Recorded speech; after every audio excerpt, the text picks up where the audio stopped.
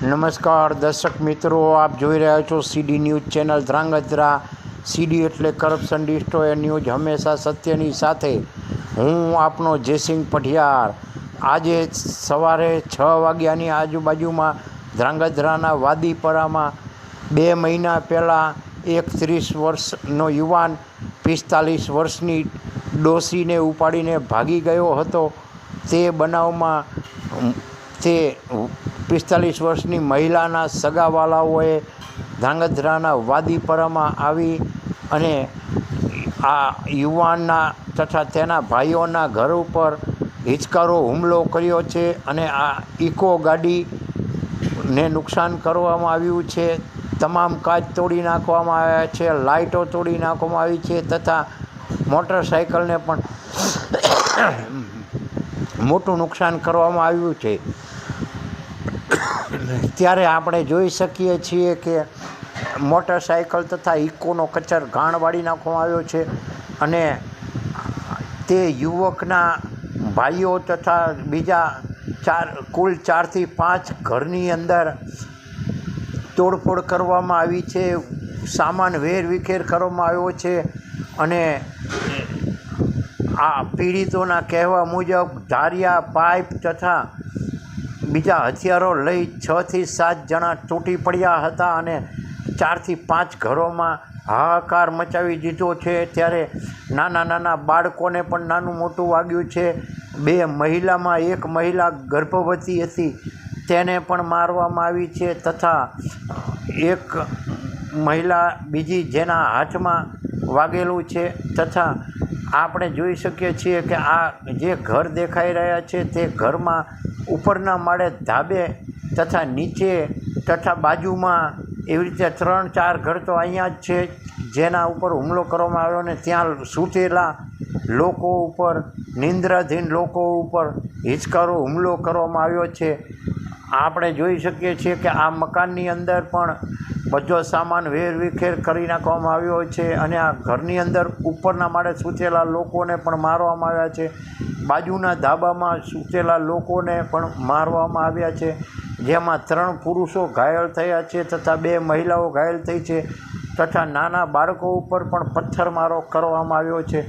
હાલ તમામને પહેલાં સરકારી હોસ્પિટલ લઈ જવામાં આવ્યા હતા અને ત્યાંથી તે લોકોને વધુ સારવાર માટે ધ્રાંગધ્રાની ખાનગી હોસ્પિટલ શ્રીજી હોસ્પિટલમાં દાખલ કરવામાં આવ્યા છે. આ સામાન 4 થી 5 ઘરોમાં જોવા મળે છે કે બધો સામાન વેરવિખેર પડ્યો છે ને આડેધડ આ લોકો ઉપર હિચકારો હુમલો કરવામાં આવ્યો છે અને આમના બાળકો પણ હાલમાં ફફડેલા જોવા મળે છે અને રડતા હોય તેવી પરિસ્થિતિ છે.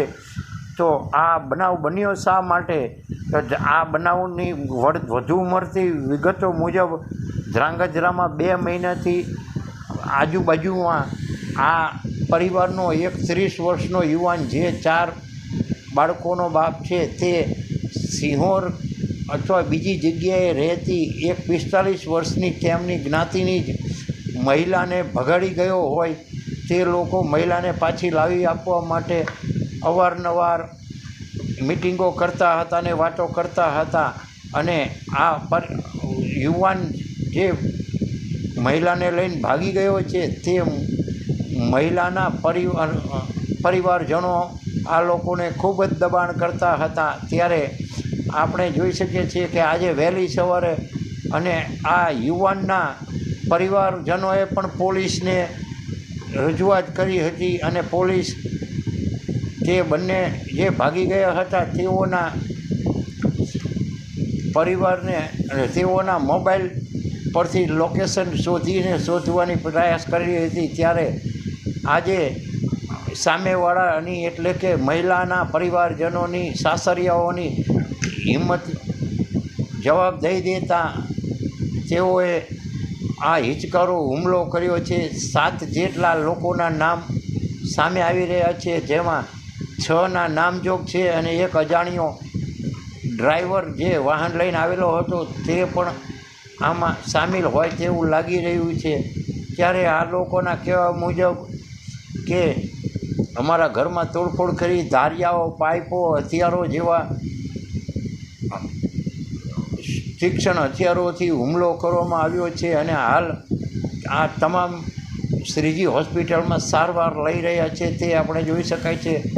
તો આપણે ધ્રાંગધ્રાની પોલીસને પણ આ બાબતે જાણ હતી અને પોલીસ પણ આ ભાગેડુઓને પકડવા માટે સક્રિય હતી અને લોકેશન તેઓના કાઢી રહી હતી. ત્યારે આપણે એવું કહી શકીએ કે આ લોકોને સામેવાળા લોકોની ધીરજ ઘૂંટી એટલે આ લોકોની વાત પર તેને વિશ્વાસ નહીં રહ્યો હોય ત્યારે આ હિચકારો હુમલો કરવામાં આવ્યો છે. તેમાં નાના બાળકોને પણ પથ્થરમારો કરવામાં આવ્યો છે. આ મોટા 3 યુવાનો છે અને 2 મહિલાઓને પણ માર મારવામાં આવ્યો છે.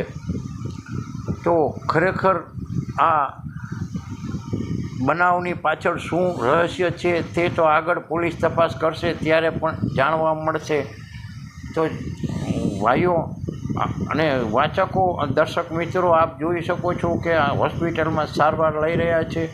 મૂંઢમાર તેઓને વધુ વાગેલો હોય તેવું જણાય છે અને કોઈને ફ્રેક્ચર થયા છે તો કોઈને ફૂટ થઈ છે. ત્યારે આ ખરેખર બનાવ આજે વહેલી સવારે બન્યો ત્યારે આ બનાવની તમામ વિગતો મેળવવાની હજી બાકી હોય ત્યારે આપણે જોઈ શકીએ કે આ લોકો ખરેખર આવું જધન્ય કૃત્ય કરીને અને સૂતેલા લોકો પર હુમલો કરીને ભાગી જનારાઓને પકડવા જોઈએ. આભાર.